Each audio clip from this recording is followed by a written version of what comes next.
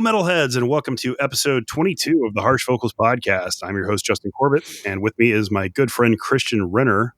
How are you doing today, man? Well, I can honestly say that, it's been a pretty challenging week. I know you've had a shit ton of work, and if this comes off as we sound a little bit tired, there's definitely a reason. Justin's been slammed with work, and my mom actually passed away yesterday or day before yesterday. So I was dealing with that all week. And, I just wanted to give a shout out to my mom at the beginning of this. She always said that this heavy metal thing that I was into at age 12, she's like, it's just a phase you're going through. You'll outgrow it.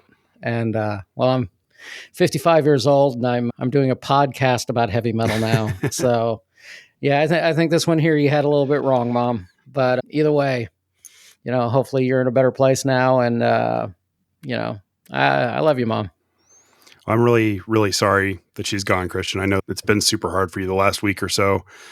And you're right. Work has been absolutely kicking my ass, too. We had a couple people get let go from my company, so I've had to take on additional workload. So I've been putting in, 10, 12-hour days, and I barely had time to listen to music like I normally do. I've just been so busy. So it's been a struggle for me, but you're going through something too. So we're going to try our very best to keep positive through this episode and just focus on the good things in the music, because the last 2 weeks have been some of the best in 2024, which is just crazy because we say that all the time, but the music, maybe it's just because of everything we've been going through, but it's been resonating with me on a really, really high level, what I have been able to listen to. And I know you've been feeling similarly about some of the ones we're going to talk about. But I guess just let's dive right in, because there is a lot to discuss. So first up is your pick, the band Disarray. You want to talk about them? Sure. We got Disarray. The album is called Religious Disease. We have thrash metal from Sweden. Shocking, a good band coming out of Sweden. The track that I picked is actually the title track, Religious Disease. And, this isn't your happy-go-lucky type thrash here. This is that ultra-aggressive thrash that, kind of pummels you into submission, think the band Violence from the Bay Area, the old thrash band. Think of Violence or the heaviest parts of Exodus mixed with late 80s Creator, and you're going to get really close to the sound. It's very aggressive. There's not a whole lot of flowery parts to this. This is just balls out kind of thrash. You have incredible guitar work courtesy of, I think, Walter, but it was Walter with a V instead of a W, Ernerot, and a guy just named Lucas. That's all I could find on Metallica. It just said Lucas. And I was like, okay. He's the one and only. Yeah. Yeah, the one and only Lucas. This is their second full length since 2022, so it's a relatively new band. Now, what I absolutely love about this album is the purity of the thrash metal on display here. This isn't anything trying to mix genres or trying to showcase some artistic variation on what they believe will be the next big thing, They kick your door in, kick your ass for 44 minutes of runtime on this album, and then leave as quickly as they arrived.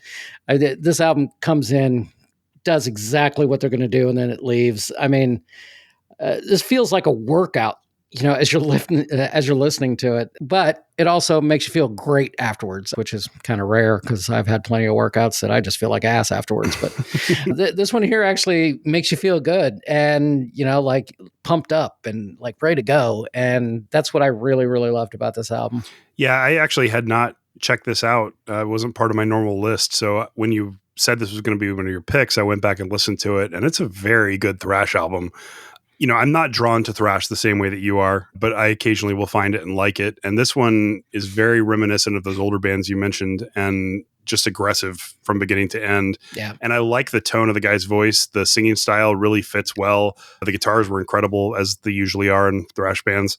So I was very impressed with this. I liked it a lot, and I can definitely see why you picked it. Yeah. It just hits that sweet spot for me. I mean, I grew up on the Bay Area thrash sound, of course, Metallica in the 80s, and, the Exodus and Death Angel and, Violence. And, I was huge fans of them. Forbidden. I could just keep going. But, I was huge into those bands. And this really This felt more like the European style with Creator and Sodom and, that more aggressive kind of sound. But it did have a little bit of that Bay Area feel, just not overly so. But it reminded me of the best parts of Creator, really. Yeah, and I've said before, Creator is one of the few thrash bands that I really do enjoy. So I could definitely see that comparison. Yeah. Fantastic band. Fantastic album. The whole album is really good. I honestly could have picked any of the tracks. Yeah. Well, let's go ahead and play one. Again, this is the track Religious Disease off of the album Religious Disease from the band Disarray. Enjoy it.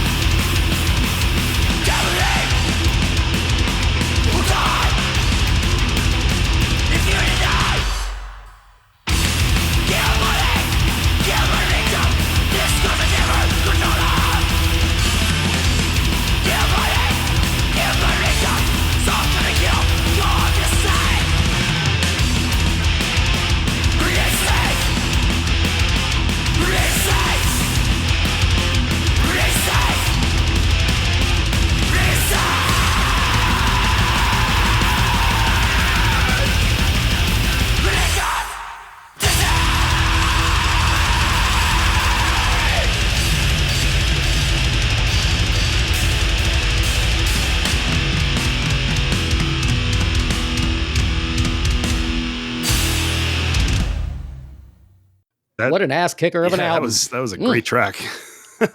Yeah. Okay, I'm a little more pumped up now, Christian.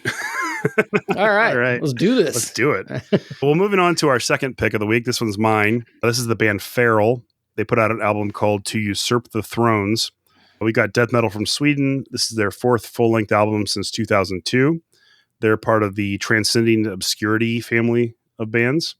Kind of a weird thing about Feral. Like, their songs are a lot about like monsters and beasts and demons and, you know, death and like, you know, kind of standard death metal stuff, but they really sing about like animalistic kind of stuff in all their tracks, which I guess kind of fits with, you know, being called Feral. But this is very fun, energetic death metal. You know, we've talked several times before about how 2024 is such a great year for progressive black metal, but it's also a great year for fun death metal. And I feel like this is another one that we could shoehorn into that category. From the first second, it's just in your face, aggressive, fun. But there's also these weird progressive elements and a lot of melody. I would definitely not dare to call this melodic death metal because it's not. It's death metal with melody in certain places, but the melodies are exceptional and really add a lot of flavor to the tracks. I was so impressed with this album. I went back to it over and over again, especially in the first week of this cycle. And I purchased it on vinyl actually because I liked it so much. Did you get a chance to listen to this one much, Christian? I did. I really enjoyed this as well. The aggressiveness of it, you know, really struck home with me as well. And, you know, after listening to this, it just feels like a band that I really, really, really want to see live. Yeah. Because I'm willing to bet this is a blast live. Oh, they've got to be killer. If they do, yeah. If they get half of this, you know, aggression, you know, through the speakers in a live setting, you know, that mosh pit has got to be absolutely batshit insane. Mm-hmm. Well, yeah, I couldn't get enough of this one. I really highly encourage you to listen to the whole album because I couldn't find a track that I thought encompassed everything they sort of do on the album. So I just picked one of my favorites because all the songs are very diverse. Like, they have a lot of elements built in that are not just straightforward death metal, even though they are a straightforward death metal band. So listen to this album. If you like this track at all, you know, there's so much more to discover beyond this. So the track that I'm going to play is called Vile Malediction. Again, the album is called To Usurp the Thrones and the band is called Feral. Hope you guys enjoy it.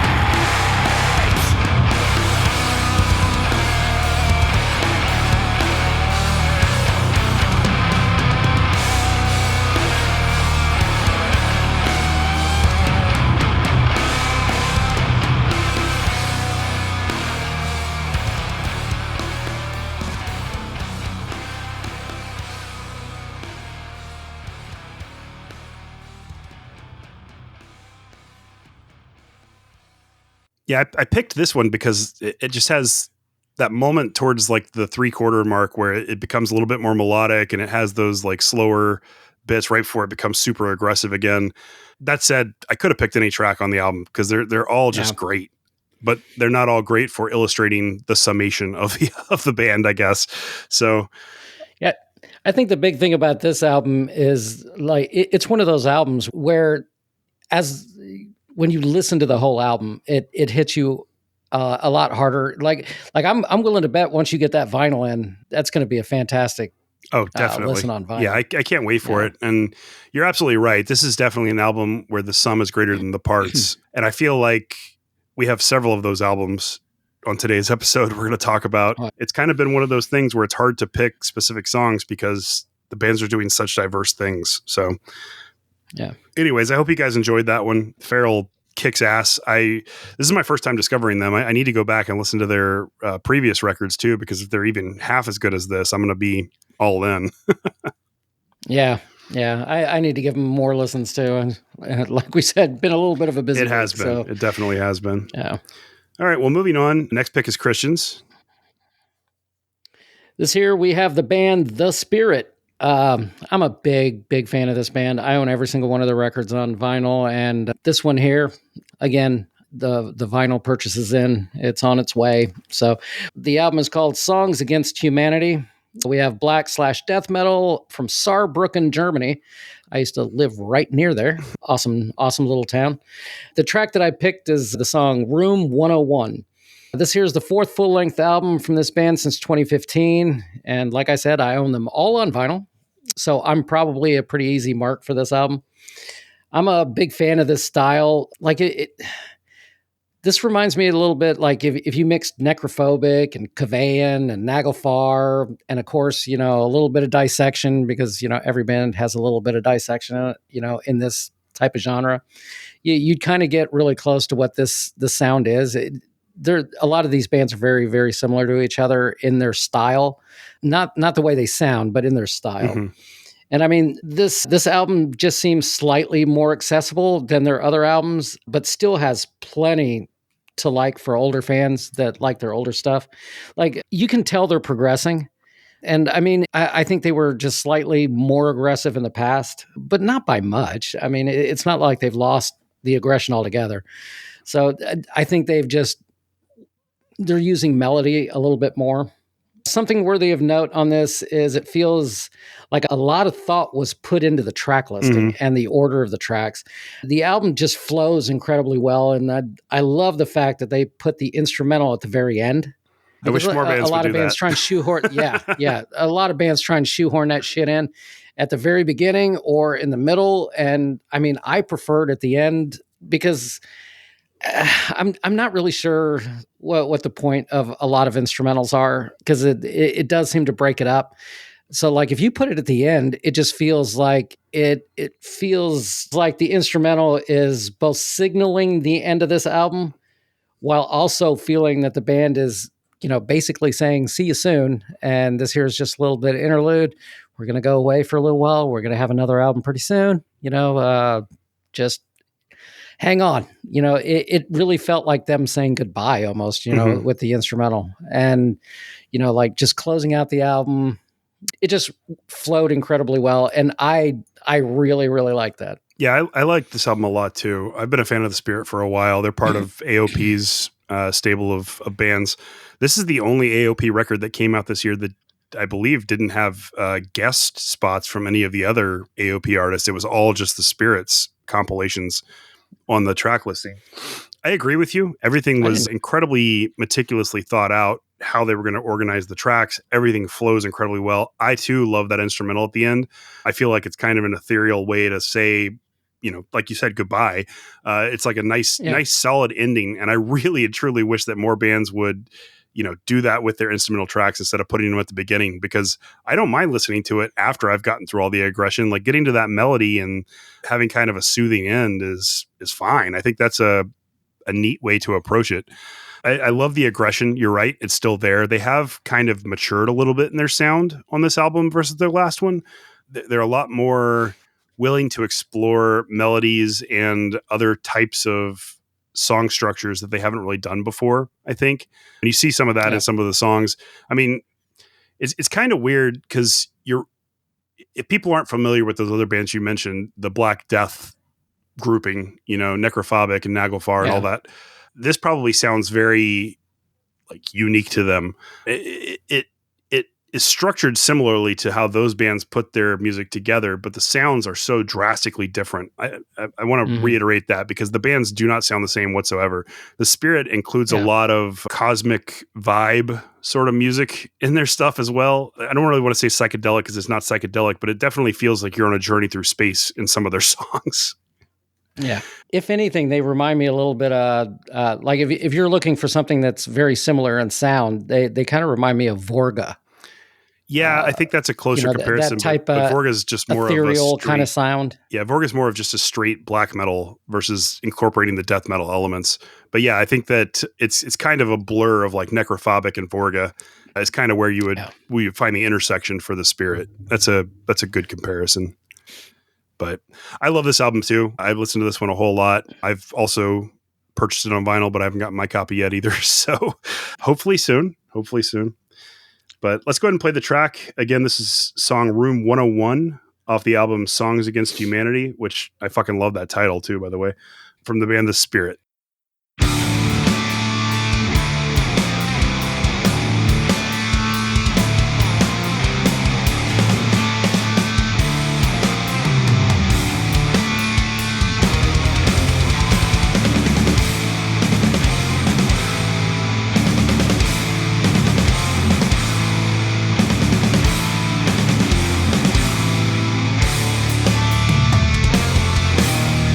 Suppressing the words of sanity.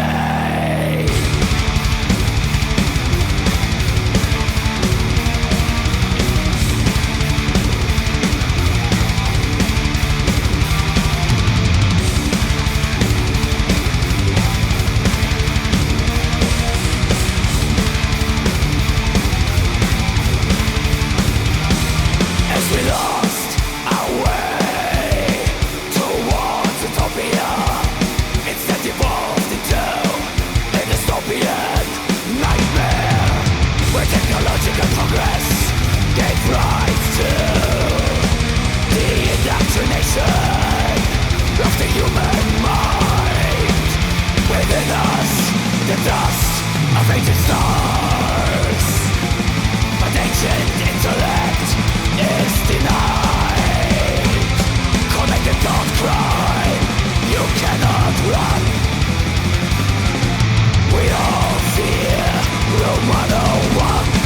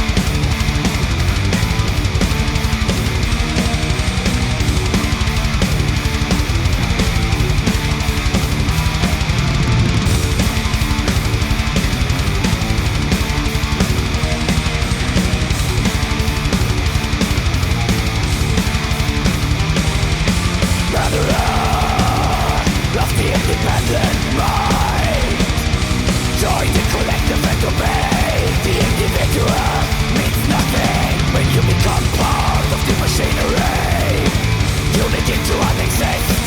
You're just a cell of the organism, but every organism making decay within us. The dust of ancient stars. But ancient intellect is denied. Committed thought crime, you cannot run.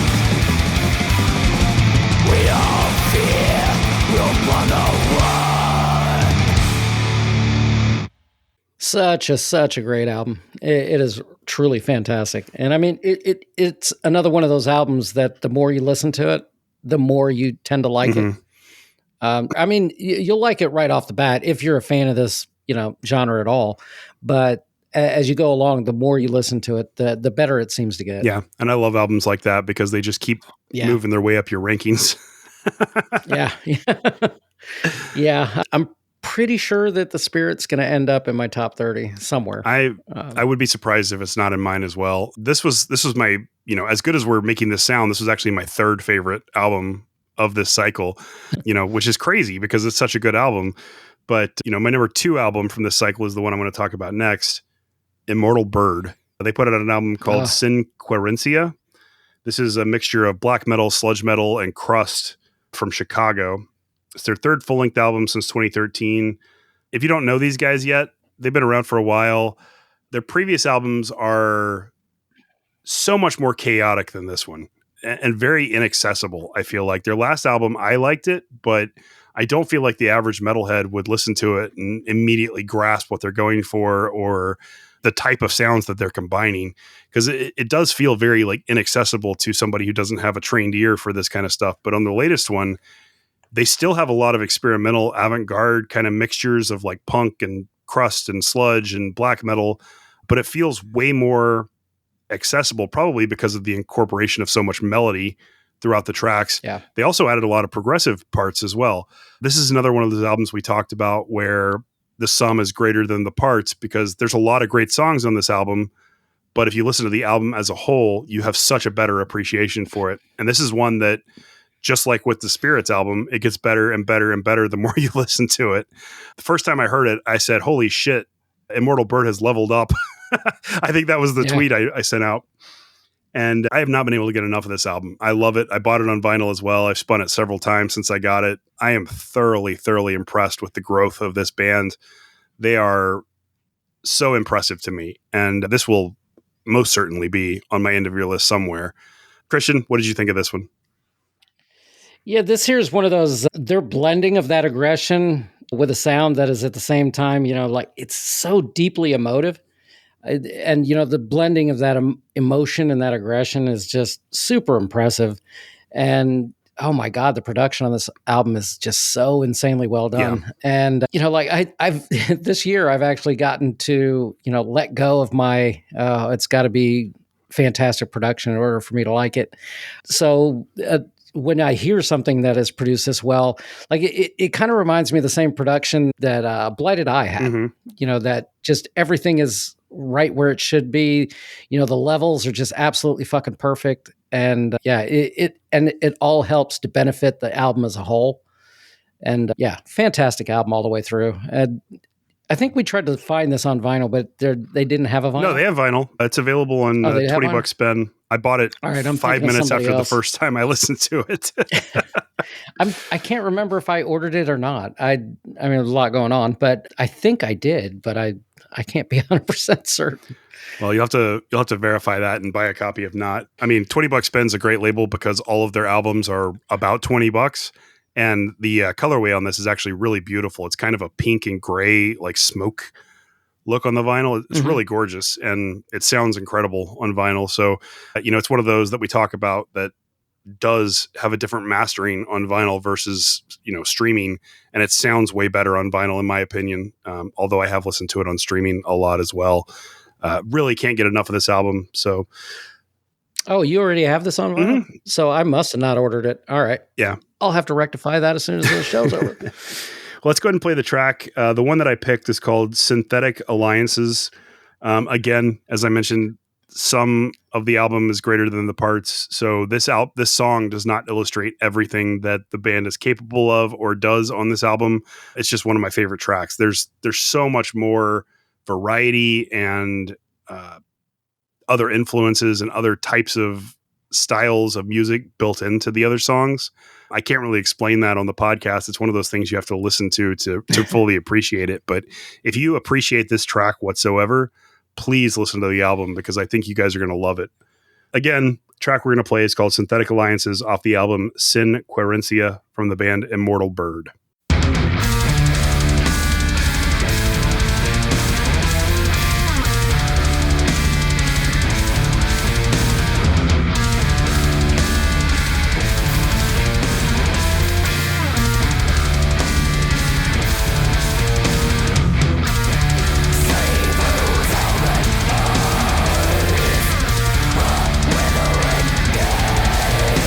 Disguised as protection.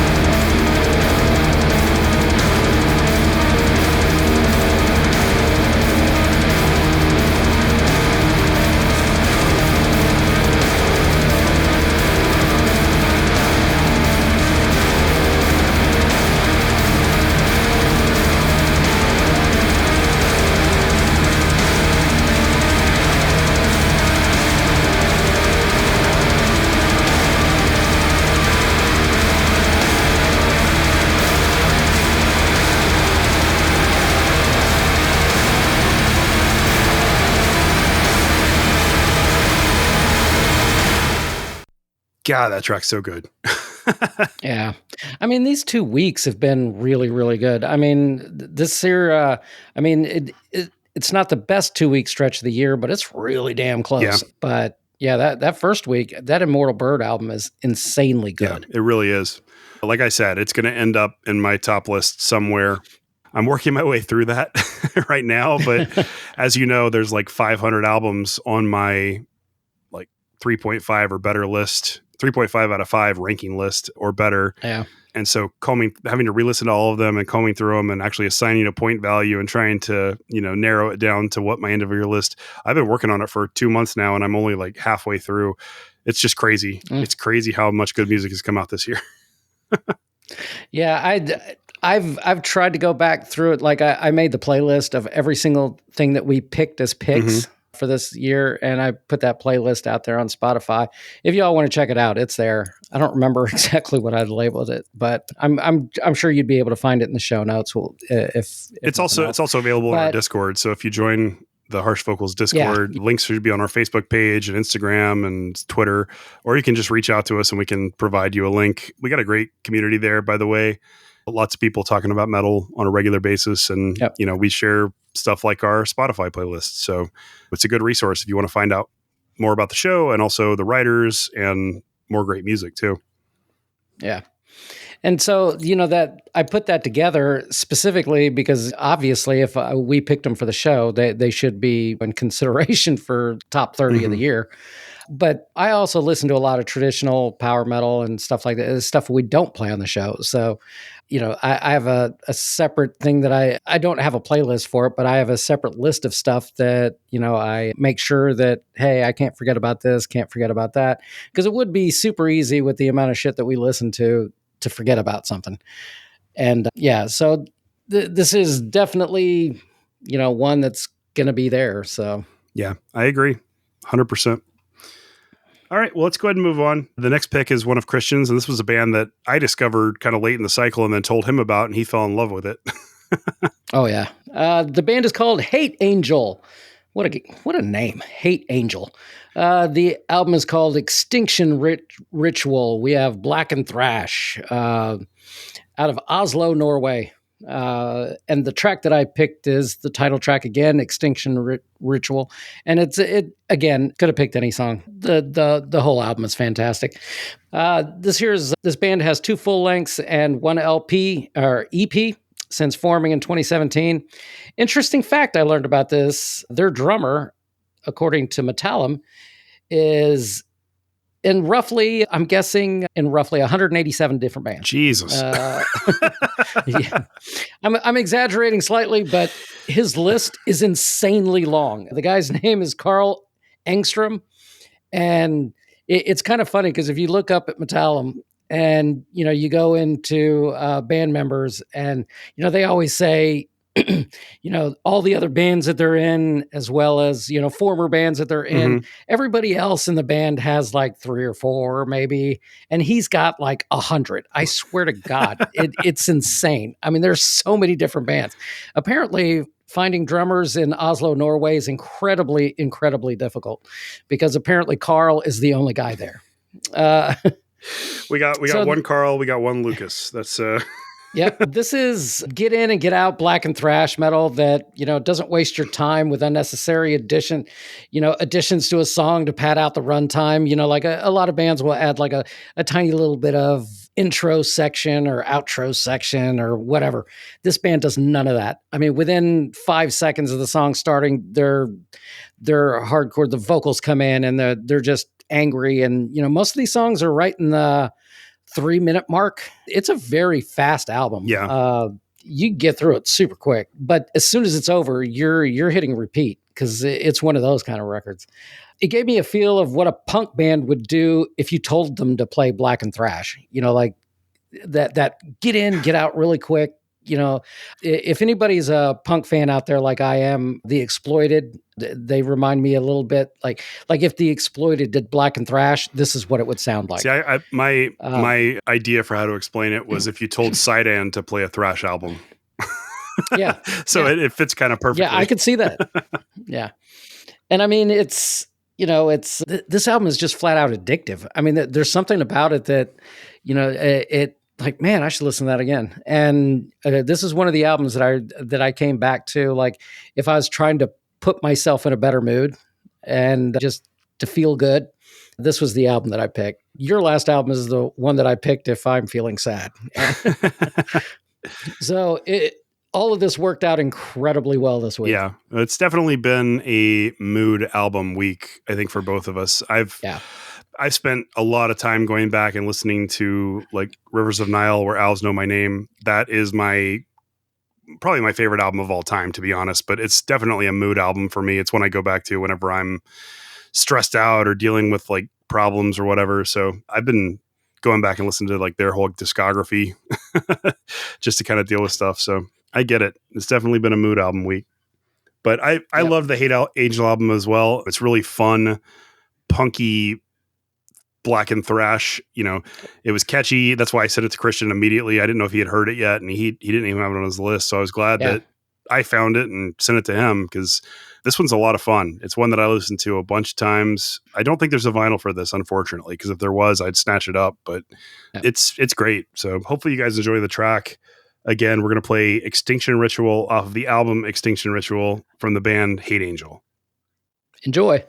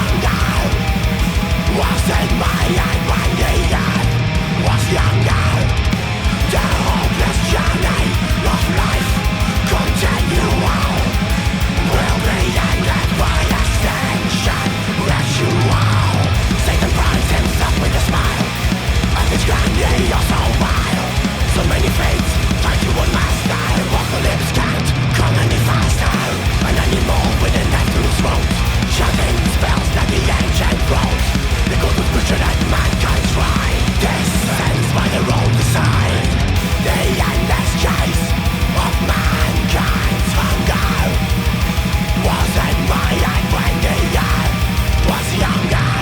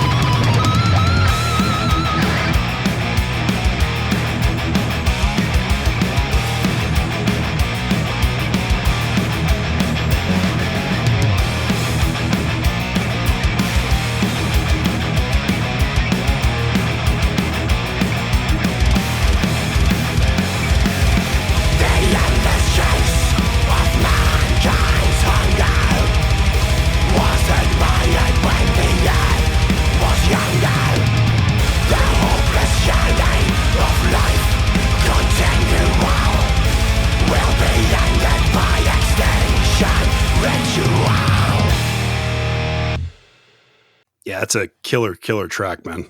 Just so good. Yeah. Well, that brings us to our final album that we're going to talk about, and probably the one that we have the most things to say about. My pick of the week, my current album of the year, which is a scary thing to say, but it's true. Garia's latest opus, Coma. If you've never heard Garia before, you must have been living under a rock if you like extreme music, because they've been kind of everywhere. They've become way more mainstream than black metal bands typically achieve. There's a lot of crossover with fans of like modern metalcore and even like Sleep Token, which I'm not a huge fan of at all. But somehow all these other like subgenre people of metal are discovering Garia through their own types of music, which I think is great. I mean, there's nothing wrong with a band becoming more mainstream. And I think with Mirage, which was their last album, they really sort of gravitated more towards an accessible sound. I wrote up a great article, not to call my own work great, but I wrote up a great article about Coma and all the things that are amazing about it. It's a perfect album. I've loved Garia since 2019 when I first discovered Limbo. That album is probably one of the most emotionally filled albums I've ever heard in my entire life, just radiating raw emotion and pain and suffering. And it's beautiful and dark and very cathartic to listen to. Mirage, their last album, was more of a step towards more of a mainstream sound. They still had that emotion behind their music, but it wasn't quite as raw and it wasn't quite as powerful and impactful, I didn't think. And then they released Coma, which is a return to form, in my opinion. Not only have they incorporated tons of new elements to their music, including things like clean singing, which is something that would never have been on the previous albums, wouldn't have fit at all. They've also they've leveled up as well, and it's very obvious. I mean, the musicianship has always been incredible across their entire discography, but it's just like at a impossible level with this album. I got the opportunity to hear it early from Season of Mist, and from the first time I listened to it, I had chills on some of the songs, and I've probably listened to this album 100 times at this point, and I still get chills listening to certain songs. It is just such a journey, and this is another one where the sum is greater than the parts, because every single song is drastically different, and there's really not one that encompasses everything that this band is about. But I tried to pick a song that does illustrate some of the softer side, as well as some of the intense aggression and the pain and the emotional driven music. So, I mean, we're going to play the track in a minute, but I know Christian has a lot to say about this album too. So I'm going to let him say his piece before we do so. Yeah, this one here, I obviously heard it early as well, and it was at number 2 for a very long time for me. I still thought it was a little bit behind In Vain Solemn, but then what was going on with my mom over the last week? She spent a week in hospice before she passed, and I would listen to this album and the emotion that's in it, especially in the song that Justin's going to play, the song "Wilted Flower." It did such a fantastic job of, having that raw emotion that is at one moment just incredibly beautiful, and then just a minute later, just that heavy aggression and pained vocals that really make you feel something. And this album just does that so damn well. And with everything that happened over the last week, this has moved into the number 1 spot for me. This here's one of those albums that I have a tendency, and I think a lot of metal fans have this tendency, that you mark periods of your life with certain albums, and a lot of times that'll be what's hitting you really hard right at that moment. And I can definitely say that this album will live with me for the rest of my life. And part of that is because my mom passing, and it will remind me of that. But it did such a great job because it's not sad. It's not sad that it's going to become, tied to my mom's death. It's just the raw emotion and, the beautiful moments in there. It helps remind me of my mom, Mm-hmm. and, the things that I'll always treasure from her memory, but also, that anger of, losing her. Nobody wants to lose somebody that's close to them. And so, this album was just absolutely perfect for what I needed this week. And yeah, absolutely fantastic album. And also my current number one. Yeah, it just really doesn't get a whole lot better than this. Weirdly, there's a lot of divisive opinions about Garia. There's a lot of black metal purists who don't like them because they do incorporate so much melody and they do, stray into other subgenres. But I feel like if you are just an appreciator of all types of extreme music, that you'll be able to enjoy what Gary is trying to accomplish. And if you like this, you're going to like this album. And if you like this album, I highly encourage you to go back and listen to their entire discography because, as I said, Limbo was my album of the year in 2018. Mirage was like top 5 for me in 2022. And Coma is almost certainly going to be my album of the year for this year. So their track record is astonishingly good. I have talked many times on the show about how much I love emotionally driven, passionate music. And Garia doesn't make anything but that. The music might change from song to song. They may even incorporate some elements that could be considered metalcore or whatever. But, it doesn't detract from what they're doing. It just enhances it. And I think it's just beautiful and somber and passionate and full of emotion, whether that emotion is sadness or anger or angst or whatever. You'll feel all of it. It's so powerful that you can't not. And, my favorite thing about it is that most black metal bands in the past have focused on, Satanism or hating religion, it's typical black metal themes. And as we move forward, that's changed a little bit and bands focus on, cosmic stuff or, mysteries of the world. And sometimes it's human introspection and things like that. But Garia, their previous albums, their first EP and their first 2 albums were all about human suffering. And then every album since then has been individual stories per song that are about the human experience. And, it's all pain, suffering, agony, loss, grieving, all the negative emotions that a person could possibly experience told through story form about an individual in each individual song. And I think that's a really interesting way they're approaching their music too. It's nobody else does anything like that. And I love that all of their music is related to living as a person and not, some fantastical thing that a lot of other bands do. I mean, a perfect example about this album is my sister Jasmine is not a fan of harsh vocals. She doesn't care for it. And I mean, I know there's a lot of people out there like that, but she doesn't care for it. And I told her to listen to, if she listens to nothing else. And I told her how it affected me with, my mom. And I told her, just give it a listen. Maybe this will hit with you as well. And she got it as well. She listened, sent me a message saying, wow, just wow. That was awesome. I'm listening to the whole album now.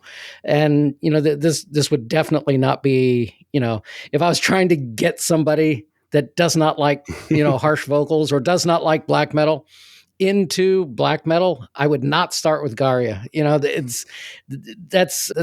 It's hard. That's not an easy band to get into. But this album and especially this song, fantastic song, fantastic album. And it really does hit you so damn hard. And the funny thing is that I think what this album does so fucking well is it doesn't really matter what emotion you're feeling. It intensifies that emotion. Mm-hmm. If you're angry, it will intensify that anger. If you're sad, it will intensify that sadness.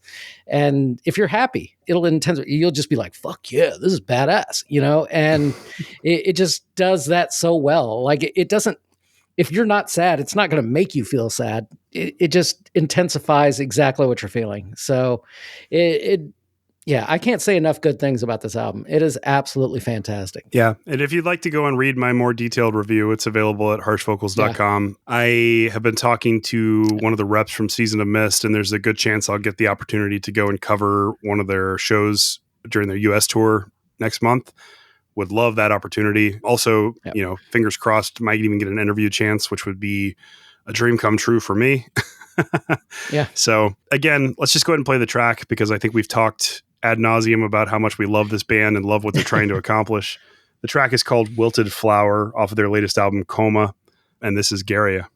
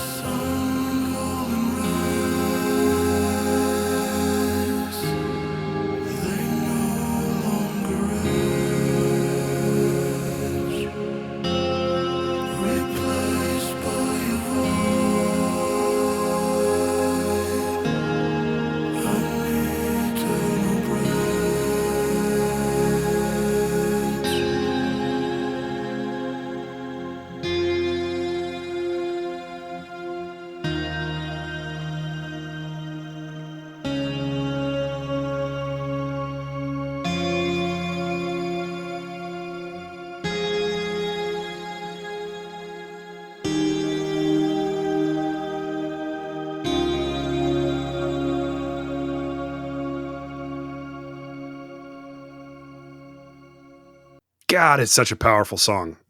Yeah. So damn good. So damn good. I mean, it really does run the whole gamut of emotions in that. You've got, the sad parts and the angry parts and the aggressive parts. And there's even like some relief at the end, maybe not happiness, but a sense of relief.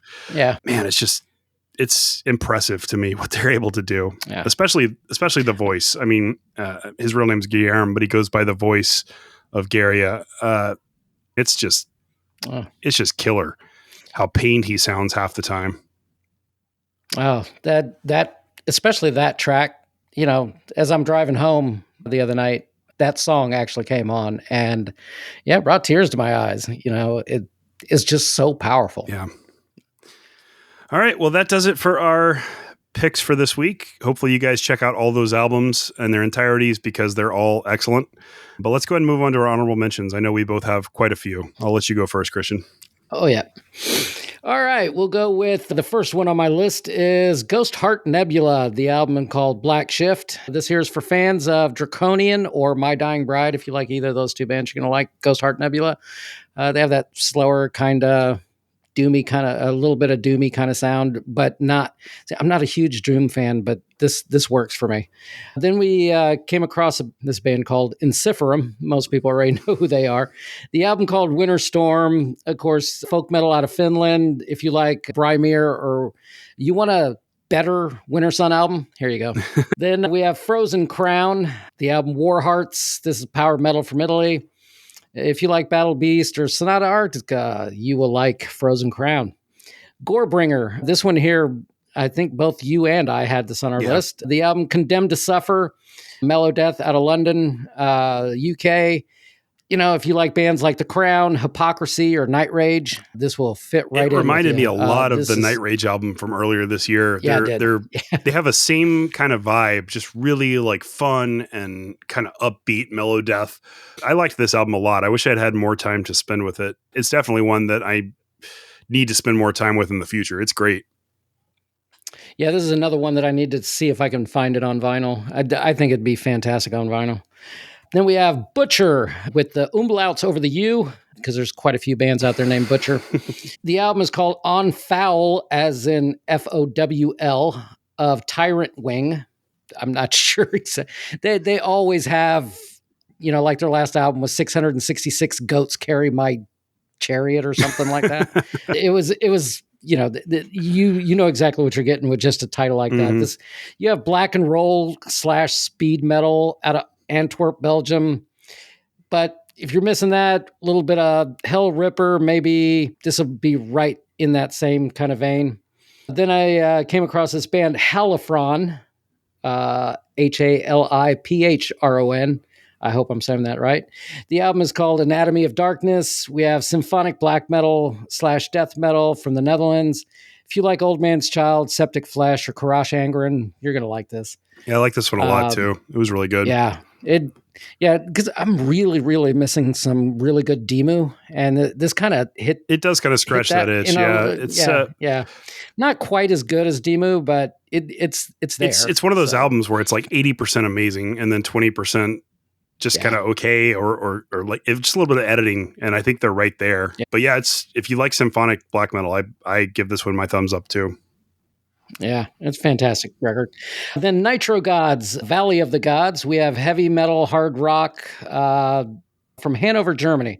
This reminded me like if you mixed Saxon, but with the harsher vocals of Motorhead and the little bit more aggressive sound of Motorhead, you would get Nitro Gods, because it does.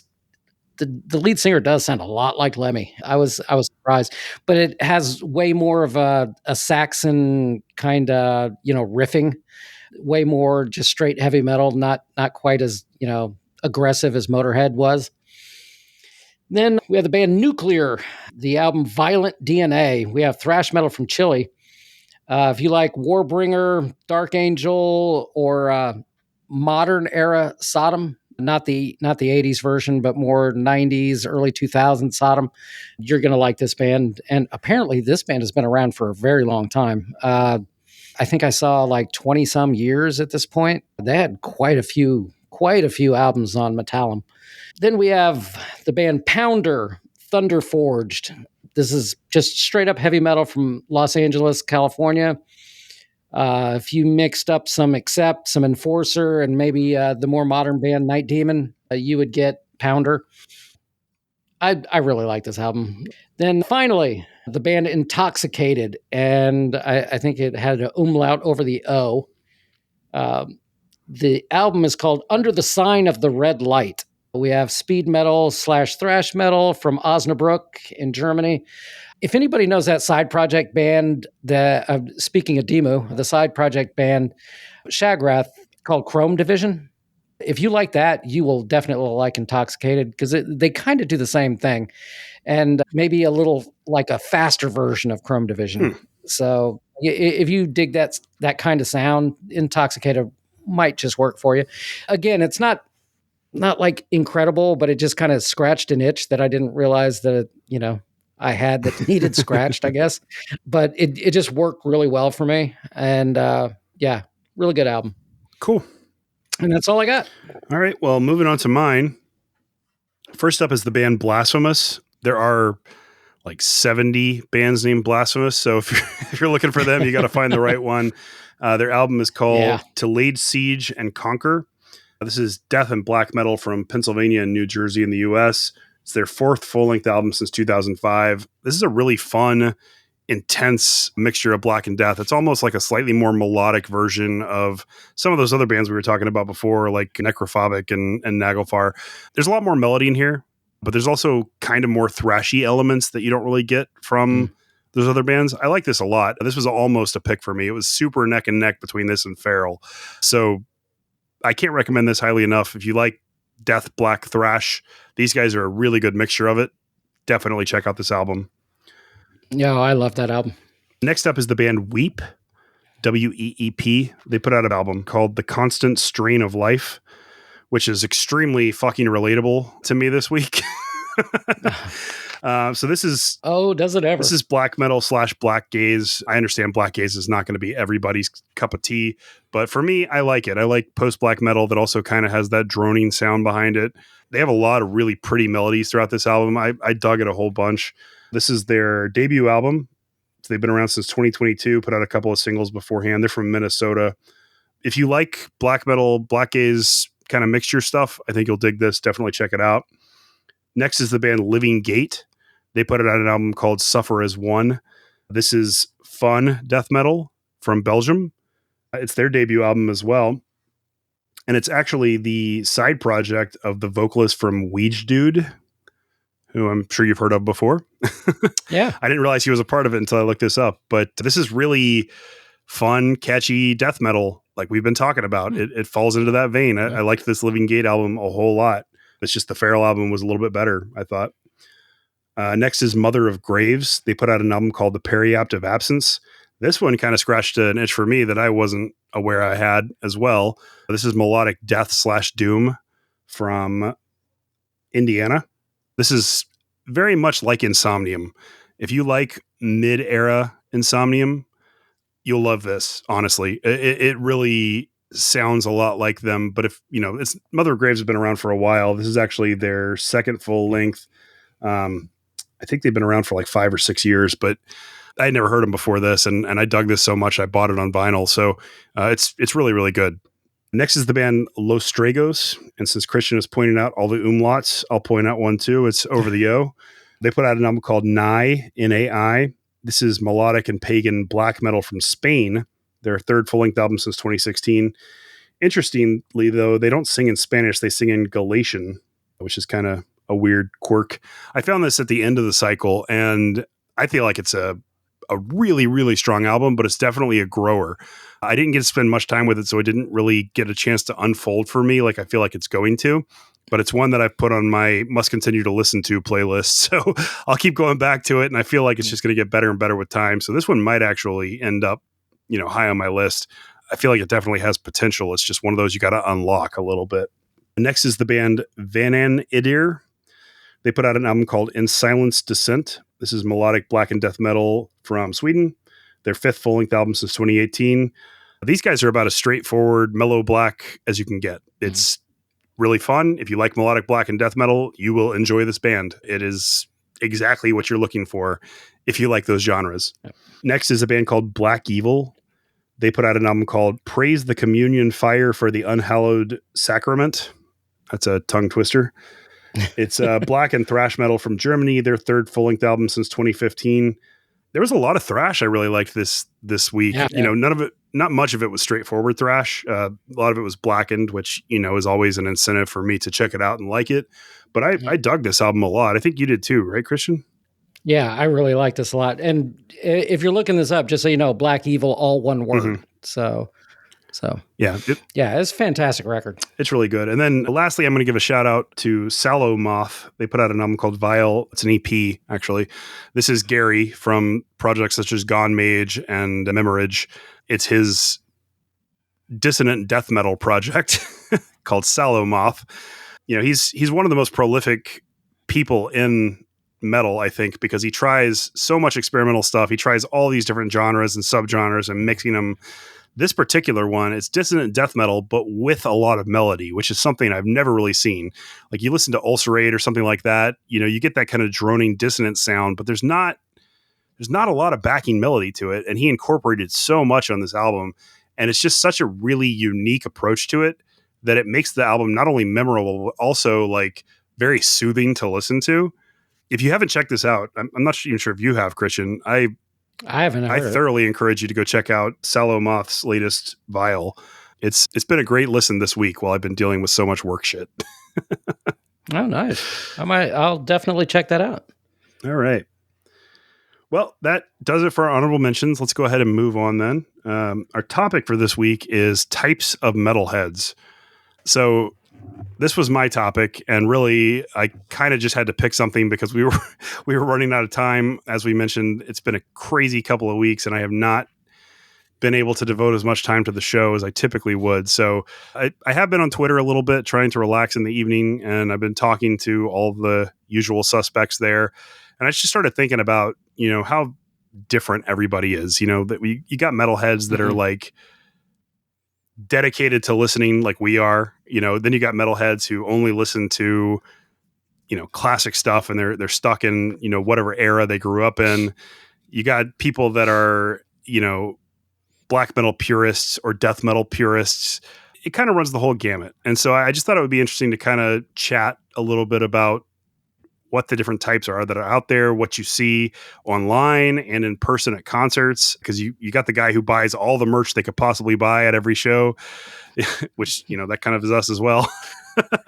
And then you got the guys who, you know, do weird, quirky stuff. So I don't know. Christian has actually prepared for this a little bit more than I have, so he's got a full list. So I'm going to let him kind of take the lead on this.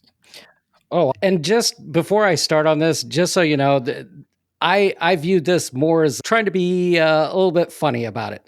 Like, so don't take anything I'm about to say super seriously. It's just meant as a almost like a little joke or whatever. Like here's a perfect example. My very first one, I called The Purist. Mm-hmm. Thinks anything post 1990 is, quote, too mainstream. Will corner you at a show to rant about Bathory. Was better before everyone knew who they were. And the t-shirt is either black or blacker. There's only two kinds. There's black and blacker. So there's The Purist. Number 2 I had on my list was The Encyclopedia. Knows every subgenre, every band member switch, and obscure demo tape from 1987. Perfect for band trivia nights. Starts sentences with, quote, well, actually, and believes, quote, symphonic black and folk death grind is an essential genre. Yeah. Just throw that out. Of course it is. And, you know, that's kind of what I'm going for here. And I actually have a list of probably about 10 or 12 of these that I put together. You know, I was trying to, I'm going to bring up again, my mom dying this week. I was trying to find something to smile about. And this actually helped me do that this week. I was just coming up with really, you know, like dumb ones, like the Viking wields a mead horn and wears Thor's hammer necklace to grocery stores. Doesn't need Halloween to dress like a Norse warrior and will chant skull after every sip of beer.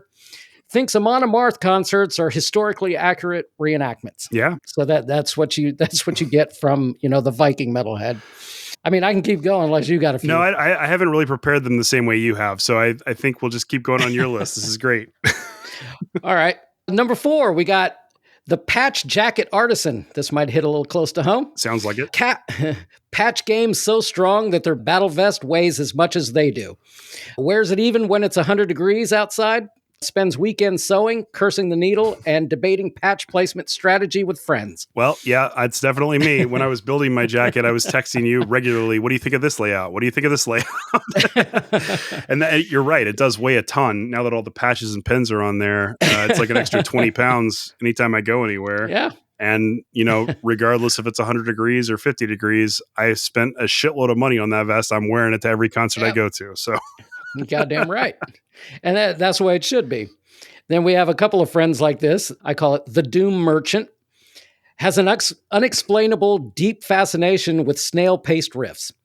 Once described as a 20-minute drone song as, quote, energetic, carries an aura of slow headbanging that would probably, outstare a sloth. Just that. I get it. Yeah. And we definitely know some people like that. Yep. The poser gatekeeper wants to make sure you know that they know that you don't know enough. Might quiz you mid-conversation on obscure demo facts. Mentions how real metal is only, quote, found in Norwegian basements. Just so you know. Yep.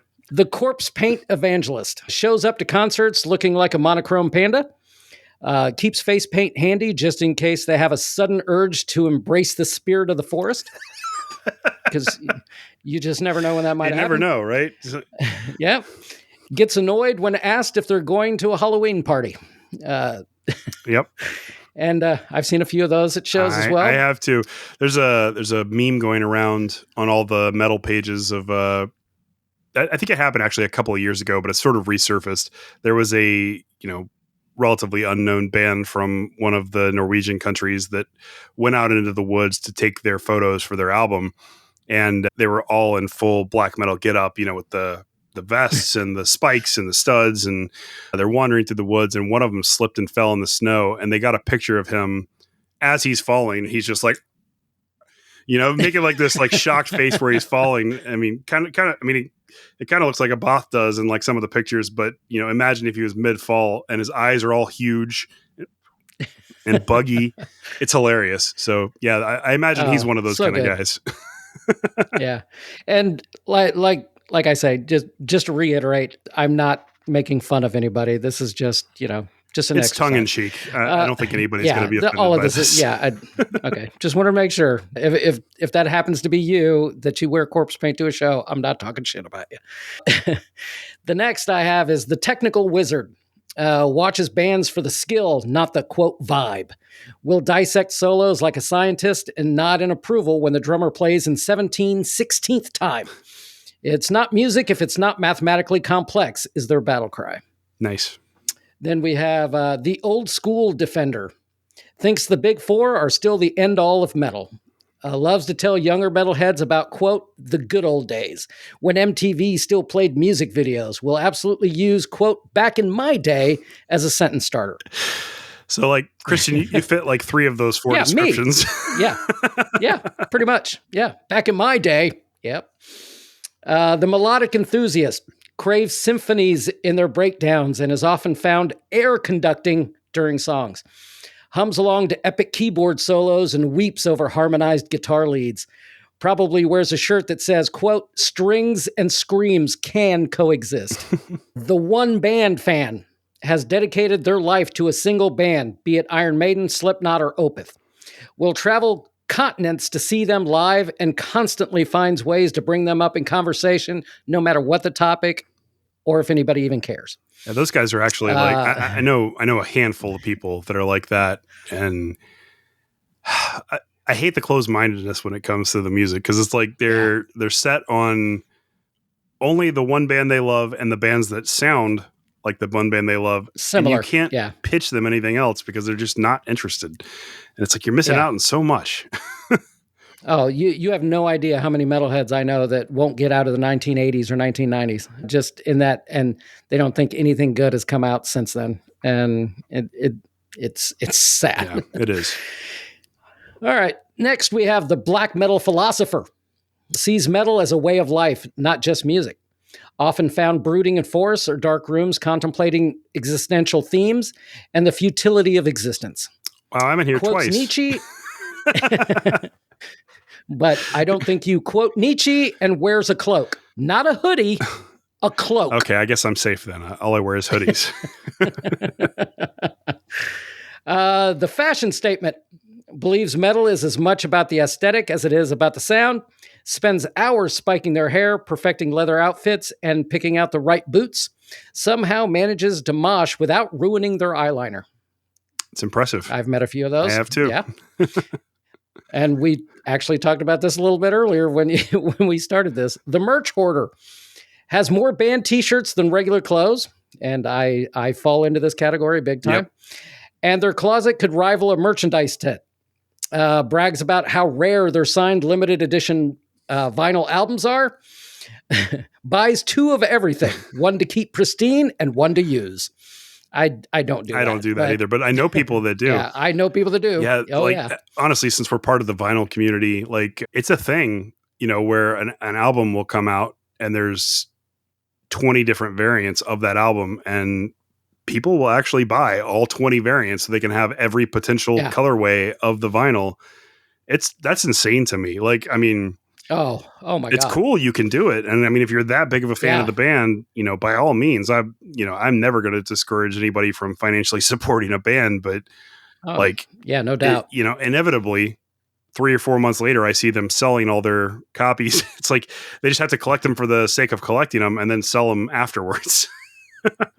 I belong to a lot of vinyl groups on Facebook, and you'll see that all the time where like they'll have like every single, like I know some people that will actually pick up the vinyl from each individual country that they were manufactured in, like the Brazilian variant, and it's just made in Brazil. There's nothing different. It's still a black vinyl. But it comes from, or the one that comes from Japan. Okay, I get that because Japan usually has a bonus track. So I kind of get that. But yeah, they'll have like 35 copies or 45 copies of Master of Puppets. And, they're all black. And you're just like, well, no, see, okay, so, I guess. So if it's for Master of Puppets, like, okay, so that's arguably the greatest thrash metal album of all time. If that is your thing, that's almost like building a museum to that album. And I kind of get that because it's a tentpole album for all of metal. Yeah. Like nobody's going to be upset if you do that for Master of Puppets. But like, I'm talking about like something we're talking about this week. Like if Feral put out an album and they have, 12 different variants, in different countries, and they got to get all they're going to collect all of them because it just came out. That's crazy to me. Like it's an album you're going to listen to, maybe buy 2 copies, one to keep sealed and one to listen to. Okay. But why do you need all the variants? Yeah.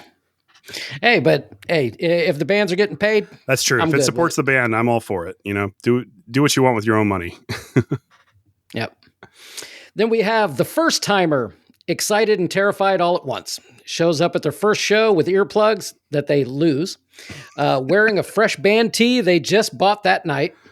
Walks out dazed with a newfound respect for headbanging. Yeah. The record producer in disguise. Isn't in the band, but has an opinion on the mix. Complains about production quality and uses terms like compression and dynamic range, while no one else quite follows. If the bass is lost in the mix, expect a 10-minute monologue. I can kind of see that in me. The pit master lives for the mosh pit and is essentially the self-appointed referee. Will pick you up when you fall and scream, "Circle pit!"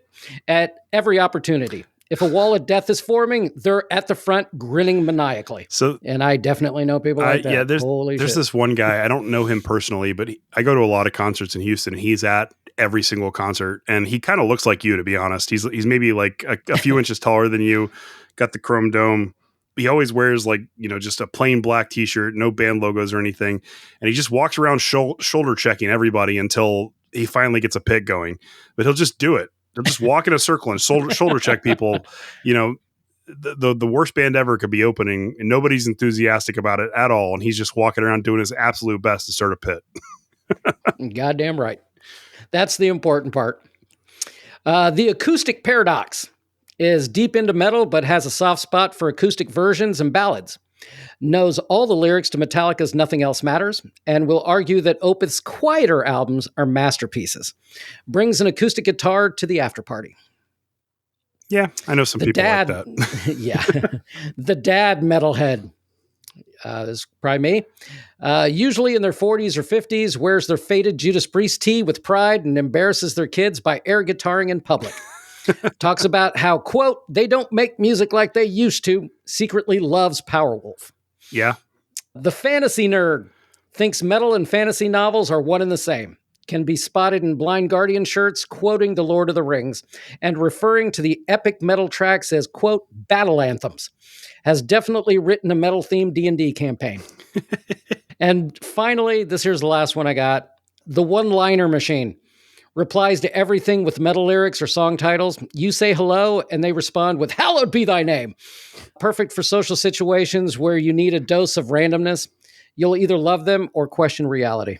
And those are my picks for some metalheads that you will meet out in the wild that, you know, I tried to make a little bit of fun of, and I kind of hope you all enjoyed that. I enjoyed it immensely. I thought that was a lot of fun. Yeah, and those are all real people that exist in the world. Yeah. Yeah, it's all based on reality. I mean, of course, expanded a little, but, you know, comedy is pretty subjective, I guess. I'm sure somebody out there is probably going to be bullshit. That's fucking bullshit. That's only because there's truth in your statements. Yep.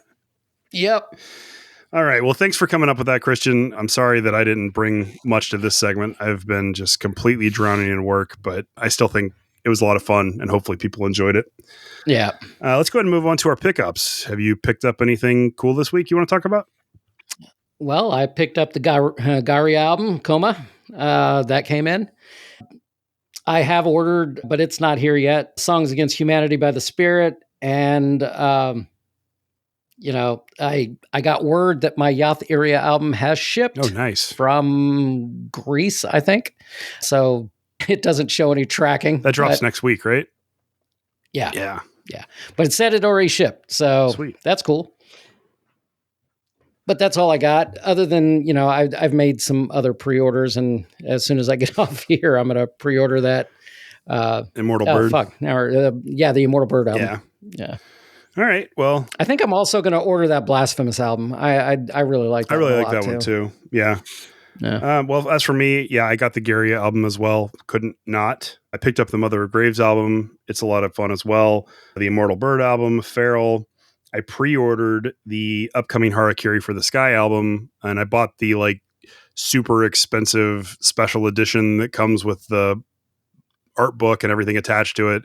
Paid like $50 shipping for it, which just sucks, but it is what it is. Jesus. They released a lot of variants for that one. They announced the album like a week and a half ago, and of course, I already knew it was coming. I'm very excited about it. I love Harakiri. They're my favorite band. There's a lot of deluxe editions with like cool colorways that got released all over the US. And there's a bunch of US distributors that have them, but the special editions only got released to a few specific stores that are not in the US. So the only way I could get it is if I bought it from one of them and paid the crazy shipping. And I actually ended up buying one of the variants off of AOP's Bandcamp and just getting it from them directly. But it was like $115, which is a lot for an album. But I mean, I know I'm going to love it. So it's worth it, I guess. I'm happy to support Harakiri in any way I can. So that's what that's up. And then I got this cool magazine that I was showing you before the show. It's called Outburn Magazine. I think I'm going to order this as well. I never heard of them before, but I saw them popping up on my social media all over the place. I believe they're like an Australian metal magazine, but they did a special edition about Garia and Coma, and they have a bunch of interviews and stuff. And part of the add-ons that came with the purchase of the magazine is I got a signed photo of the whole Garia band, which is pretty cool. And then I got a sticker and a pin and some other stuff. So a little bit pricey because they had to ship it from Australia, but it's a cool magazine. I'm going to have to check out more of their stuff. There's not a lot of great metal magazines these days. So when you find one, you got to kind of jump on it. And that's pretty much it for my pickups. I haven't really even been like looking for stuff to buy because I've been working 12-hour days, and it's like when I'm done, I just want to collapse. So Yeah, I know that feeling. yeah. All right. Well, let's go ahead and move on to our extreme submissions section. As you know, we started this a few weeks ago where bands can submit their music and we'll pick one that we like and play it at the end of the show to kind of try to promote them, get them new listeners and that stuff. I put out a call on Ampwall's Discord and the Blast Beats Vinyl Discord and Bandcamp and Twitter, basically everywhere that I am, asking if anybody wanted to be a part of this. And I got a huge response. There was like 40 bands that sent me links to their stuff, and a lot of them were great. So I felt the fairest way to do it would just kind of be to go in the order that I received the submissions. So that's what we're doing. So the first one we're going to play, which is on this episode, is the band called Svn.Seeker, and it's spelled Svn.Seeker with a space. It's called The Gold Will Rise is the track we're going to play. This is melodic death metal from Connecticut. They're a 4-piece band, unsigned. They have kind of a Blackened style vocals a little bit. I mean, still melodeath, but they're more of like a higher pitched tone, I guess. They have 2 EPs since 2021. They're available on Bandcamp and Ampwall. So if you like this, go support these guys. You could just search for Svn.Seeker with a V, and you should be able to find their stuff. Did you get a chance to listen to this one, Christian? What did you think? I did, but only a cursory listen. I listened to the only 2 songs that they had available. There was only 2, right? There's 2 on their latest EP, and then they have on Spotify. They had a previous EP which had an additional 2 songs. So I think they have 4 songs total they've released. All right. Yeah, I listened to the 2 newest, and yeah, I really dug this. I could see this band, like with a full length album. That I think this here is also one of those bands that would benefit from a full length album, because I could see them expanding that sound a little bit more. But it's already really good.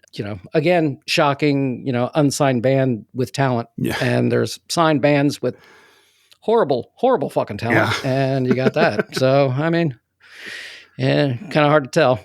But yeah, I really dug this. I really liked it a lot. Yeah, so did I. Some of the stuff we got was like more of a doomy or power metal kind of stuff, and that's not really my thing. And so I'm trying really hard just to pick things that fall into the extreme genre, and I feel like this was the best first one I received. So I really dig their stuff. I think this is a great track, and I hope you guys enjoy it. Again, it's the band Svn.Seeker. The track we're going to play is The Gold Will Rise, and we'll see you guys back in a couple of weeks. Hope you have a good one. All right. See ya.